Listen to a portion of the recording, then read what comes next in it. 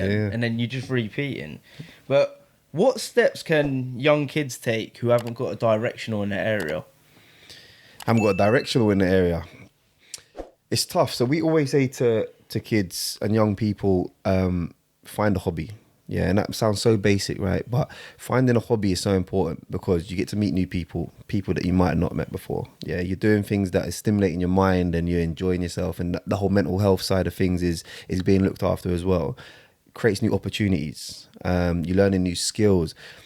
If you're taking, like I say, that football saved my life, and football is a hobby for me. Like once it was going to be a career, but I think the idea and the drive for football definitely saved my life. My close friend Aaron, who, like I said, he acts and stuff now, he says basketball changed his life.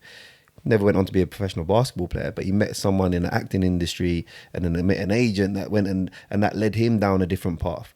He's now started an acting workshop called Luton Acting Hub, and I went to their showcase the other day, and an older guy said that he had been through rehab and stuff, and nothing ever really worked. He found Luton Acting Hub and he's doing this as a hobby, and that changed his life. So for young people, if you get into different hobbies, trying different things, that's the easiest thing you can do.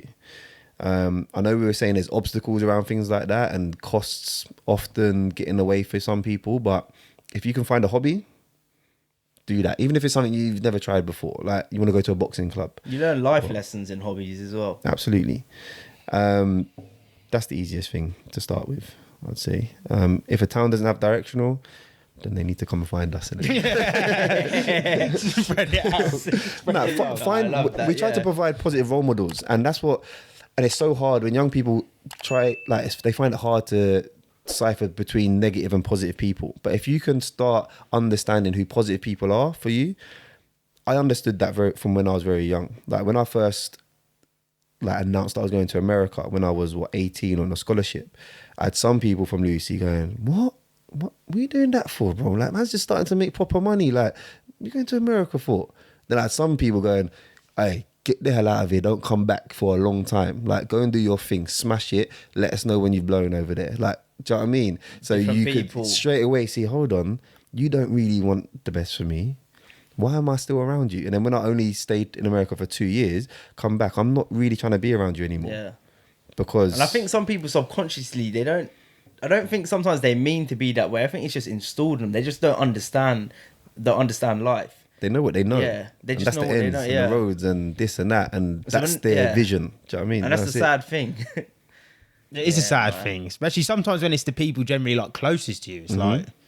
It's like, what do you mean? When you start coming out of this like facade, or you start growing as a person, it's like you start looking at people. You're like, yeah, you aren't the sort of people. It's sad, but it is life, and everyone does. Guys, man, yeah, that's part and parcel of it. And that's the hardest bit, because you don't want to ever be seen as leaving someone behind or thinking you're better than someone, because none of us are better than anyone else. But you have to do what's best for you. You know, guys know Junaid Mead? Yeah. I remember, and it will stick with me forever. Like, I'm 5 years older than him, and he was friends with my sister, so I knew him from when he was a young boy. And we was out, he was out in the club, I was out in the club, and there was a little bit of beef, and someone ran over and was like, yo, that's the boy from last week, come. And I had to grab both of them. And he went to run off to beef this guy and whatever. He was playing for Arsenal at the time. I had to grab both of them and give him that, that uncle talk, like, what are you doing? Like, you're his boy. You go and deal with it. Come back and tell him what you've done to deal with it, and say, you stay out of it, because you got to go and train him with Arsenal tomorrow. And had to give them that proper talk. And they didn't go, whatever. Nothing really happened. They jumped in a cab. But he needed to understand that person at that point was not his boy. Because why are you trying to bring him to something that's going to mess up his whole career? Yeah. That don't make sense.